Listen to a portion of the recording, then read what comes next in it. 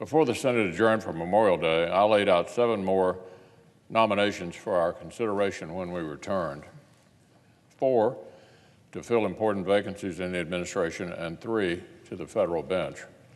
So this week, the Senate will continue our work to confirm more well-qualified nominees and finally let the American people's president have more of his team on the job.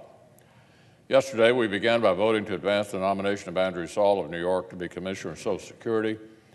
Mr. Saul is a graduate of the Wharton School at the University of Pennsylvania and has spent decades building a successful career in business and in public administration.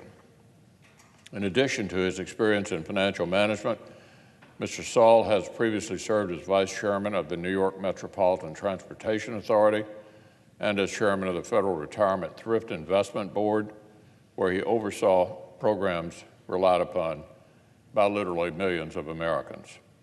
It's no surprise that our colleagues on the Finance Committee voted unanimously to favorably report Mr. Saul's nomination to the full Senate. I hope members will reach the same conclusion and support his confirmation. Then later, we'll turn to consideration of David Schenker of New Jersey to be Assistant Secretary of State for Near Eastern Affairs, Heath Tarbert of Maryland to be Chairman of the Commodity Futures Trading Commission, Susan Combs of Texas to be Assistant Secretary of the Interior, and 3 nominees to preside in a district court and the Court of Federal Claims. In each case, the President has put forward impressive and uncontroversial individuals who, I might add, in a previous era, would have been candidates for a voice vote.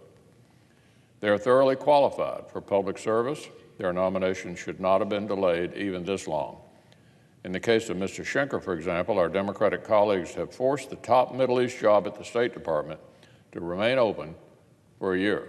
This is the top job at the State Department for the Middle East. They've kept it open for a year that brought no shortage of crises in that region. So I'm glad we're continuing to get things back on track. I hope our colleagues will join me in voting to put each of these public servants to work for the American people.